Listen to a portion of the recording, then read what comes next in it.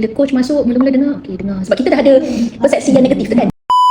Masa Kak Lina jumpa coach tu, masa tu Kak Lina tengah macam rebel. Dan Kak Lina dapat yang pro-karisma. Biasalah nanti dia talk about motivation kan. Kena usahawan, kena macam ni, ke ni, wanita kan macam ni. So bila coach masuk, mula-mula dengar, okay dengar. Sebab kita dah ada persepsi yang negatif tu kan. Kita macam, mesti sama sikit tu, mesti sama lah. Sama lah, buat personality test tu semua sama lah. Tapi bila lama tengok, especially bila coach ini ada seorang peserta yang dia datang, dia kata macam dia kena kerasukan and all that kan. Coach panggil dekat depan kan.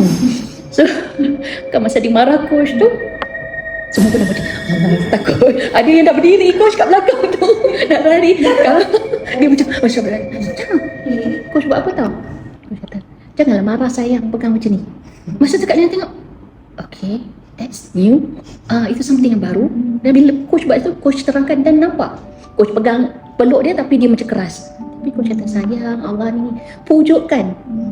So bila nampak dia pun peluk coach lepas tu kan. So Kak Lina kata, betul lah, it's different. This is not something yang Kak Lina ni. Daripada situ bila kita dah buangkan kita punya prasangka tu, memang banyak, lepas tu memang banyak.